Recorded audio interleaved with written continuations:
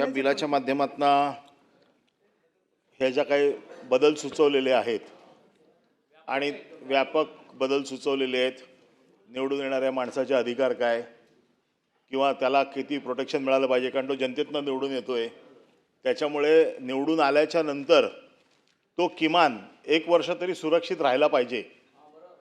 1 वर्ष सुरक्षा त्याला मिळाली पाहिजे, कारण 6 महिन्यात त्याला लगेच सिंपल मेजॉरिटीवरती काढून टाकलं जातं. आणि येतोय ना, मी विषयाकडे येतोय. आणि मग असं असुरक्षित भावनेने तो नगराध्यक्ष कसा काम करू शकतो?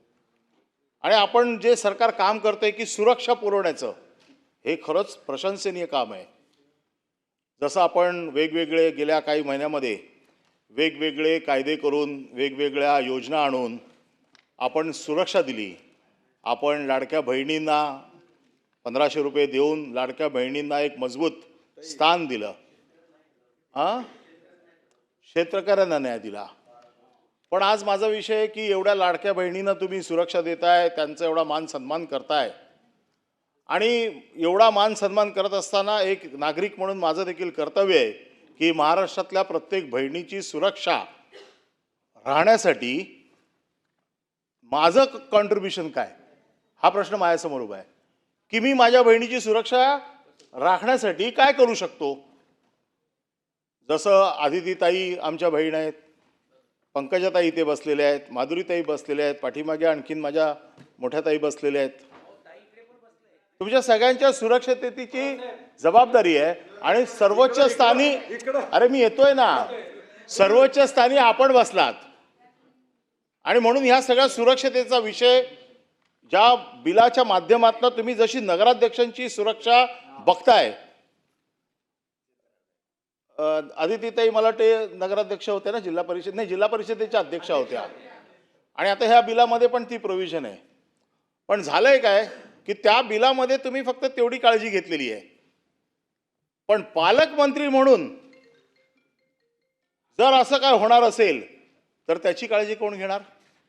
आणि सध्या हे तांत्रिक मांत्रिक युगामध्ये जे काय रायगड जिल्ह्यामध्ये तंत्र मंत्र अघोरी प्रकार जे काय चाललंय, 1 मिनिट थांबा जरा, सुरक्षेचा विषय, महिलांचा विषय नका घेऊ, काय थांबा ना.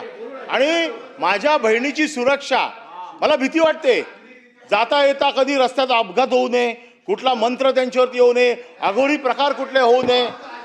म्हणून भावांचा आशीर्वाद म्हणून मी बाकी तर काय करू शकत नाही.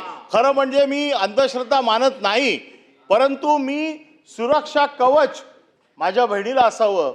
आणि ते सुद्धा रायगड जिल्ह्यामध्ये जे काय प्रकार सोशल मीडियावरती बघितले, जे काय अघोरी रेडे कापले गेले असतील, बैल कापले गेले असतील, बळे गेले असतील, अशा बळींपासना माझ्या बहिणीला सुरक्षा मिळावी म्हणून आपलं सगळं मराठीमध्ये लिंबू हे सगळं देतात ना, हे आपल्या माध्यमातून मी त्यांच्याकडे पाठवतोय. माझ्या वतीने सुरक्षेसाठी मी तुम्हाला एवढंच देऊ शकतो, जसं आपण नगराध्यक्षाच्या नाही अंधश्रद्धेचा प्रचार नाही. मला जे वाटतं कदाचित मी चुकीचं असेल, पण माझ्या संस्कृतीमध्ये बहिणीसाठी भावाने काहीतरी केलं पाहिजे. एक दुसरा कोणतरी बहिणीचा जर काय बरं वाईट त्याच्या मनात असेल आणि केवळ पालकमंत्री या एका पदासाठी, तर मी एक भाऊ म्हणून, या सभागृहाचा एक सदस्य म्हणून माझ्या बहिणीची काळजी घेण्यासाठी मला जे काय बहिणीवरती जी काय इडापिडा आलेली आहे ती टळावी म्हणून हे पाठवत आहे. लिंबू तपासून घेते, लिंबू तपासून घ्या. आणि नक्की हे प्रभावी आहे, कारण याच्यामध्ये माझ्या भावना चांगल्या आहेत.